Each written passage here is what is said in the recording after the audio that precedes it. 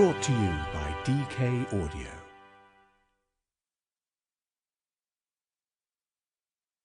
DK Audio presents Composers, Their Lives and Works by DK, read by Richard Trinder.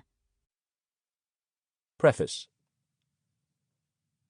Around the year 600, the great scholar St. Isidore of Seville lamented that, unless sounds are remembered by man, they perish, for they cannot be written down.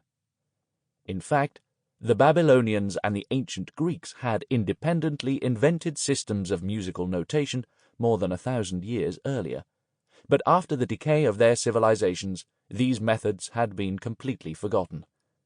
This meant that for many centuries the only way of preserving a musical composition was through a continuous tradition of performance, passing it on from generation to generation. However, a century or so after St. Isidore's time, monks started experimenting with ways of making a written record of the chants they sang, and in the 11th century, the most important of these pioneers, Guido d'Arezzo, laid the basis of the system of notation we use today. This gives him such a momentous role in musical history that he features as the first subject in this book. There had been composers before Guido, but it is only after him that their works and personalities really survive. Like Guido, several of the early composers included here were Italians, and another concentration of musical genius was found in France and neighbouring Flanders. England, too, had an impressive musical tradition in the late Middle Ages and Renaissance. In the 18th century, the balance of power decisively shifted, with Germany and Austria seeing a glorious sequence of illustrious composers, from Bach onwards, that is unmatched anywhere else, while Vienna emerged as the undisputed musical capital of the world.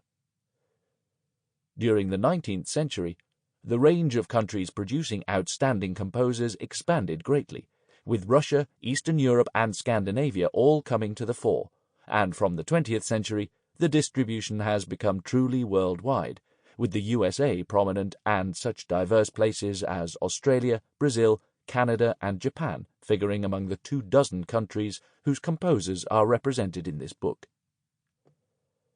Just as the geographical spread of composers has increased enormously over the centuries, so the type of work they produced has become much more varied. In the Middle Ages, the Catholic Church was the most widespread and influential institution in the Western world. Music, like the visual arts, was dominated by religion, and many leading composers devoted themselves mainly to settings of the words of the Mass, the central church ceremony commemorating the death and resurrection of Christ. However, the Renaissance brought increasing secularization to the arts, expressed in new forms such as opera, which was born in Italy around 1600, and subsequently the scope of music has expanded not only in genre, but also in style and in the range of instruments and other sound sources used. The lives of some of the earlier figures covered in this book are sparsely documented, but for many others there is a rich fund of biographical information. The popular Hollywood image of the great composer has been created largely by a handful of the giants of 19th-century music, whose lives are the stuff of legend. Beethoven, the proud, rebellious outsider, increasingly isolated by deafness.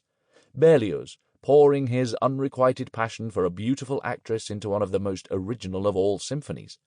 Chopin, the exquisite poet of the piano, whose career was blighted by debilitating illness. Tchaikovsky, whose turbulent personal life and puzzling death continue to inspire speculation, and Wagner, whose colossal ego was matched by his colossal creative energy and originality. Not all composers have been such memorable personalities, of course, but there are nevertheless many remarkable characters among them, the lesser-known figures as well as the household names. They include Carlo Gesualdo, the Italian nobleman who brutally murdered his wife and her lover, but escaped punishment for the crime. Erik Satie, regarded as a kind of patron saint of eccentricity, and the formidable Ethel Smythe, a feminist heroine not only because she achieved success in a male-dominated world, but also because she was a prominent figure in the suffragette movement and was imprisoned for her activism. Sample complete. Ready to continue?